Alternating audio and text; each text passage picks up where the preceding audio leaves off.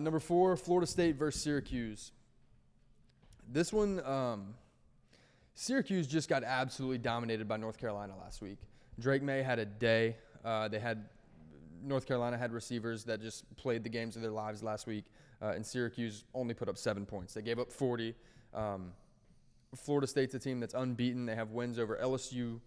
Clemson. Who else am I missing? I feel like they have another good win. Let's see.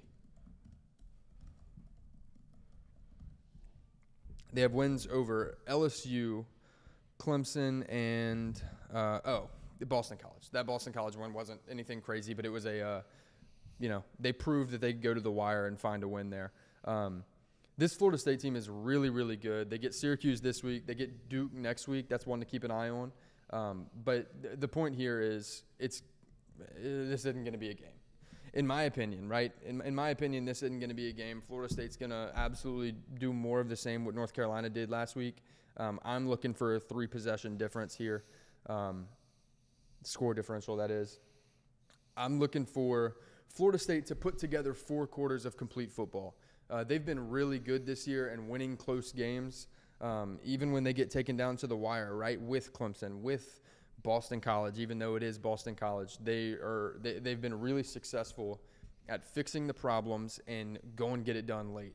So props to them there. I need to see 4 quarters of full football, good elite football, and I think we can see that this week.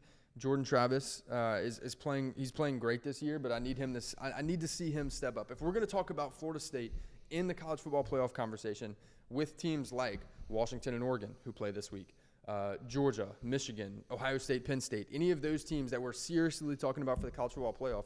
Look, and also I want to say I do think Florida State is in that conversation because of the remainder of their schedule.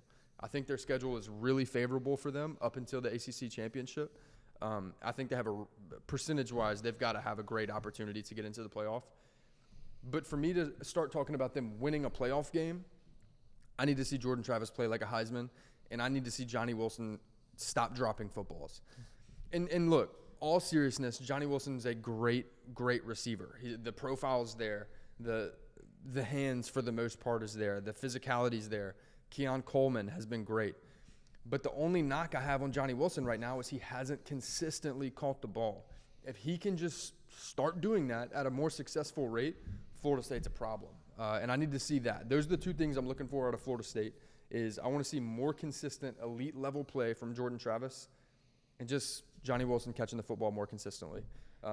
Other than that, I think that puts Florida State in the conversation of, okay, this is not only a playoff team. This is not only a team that can get in the playoff, but this is a contender once we get there. So according to the FPI, Alex's favorite way to measure a team, Florida State currently sits at 25.6% chance to make the playoff. To make the playoff, wow. And 10% to make the national championship. So you know what that means.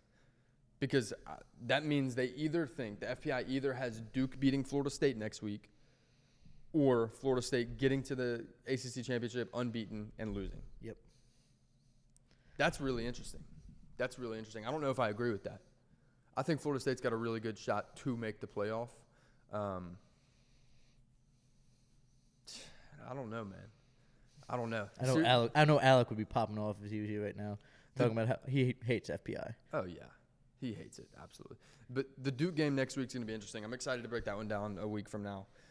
Regardless, I don't think this is going to be a game. I think Florida State's going to win by probably 3 possessions or more. So the spread is 17.5. Yeah. So you would agree with that? Yeah, I think that's fair. Look, North Carolina beat Syracuse last week by 33. I don't think it's not fair to say Florida State has to beat Syracuse by 33 to be even with North Carolina. That's not the reality of it. There's matchups that go into it. There's where it's played, all that kind of stuff. I think that's that is a dumb argument to make.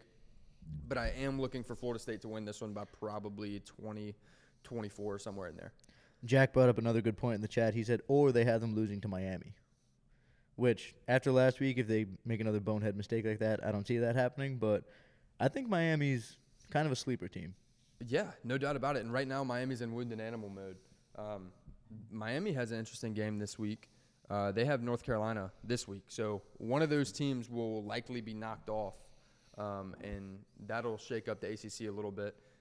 Not likely, will for sure be knocked off. If Miami finds a way to beat North Carolina, it gets really interesting. If North Carolina beats Miami, then Miami's out of the ACC conversation. For sure. Yeah, so we'll see. But like you said, or like I said, they are in wounded animal mode after losing that game. Ooh, I cannot wait to get there.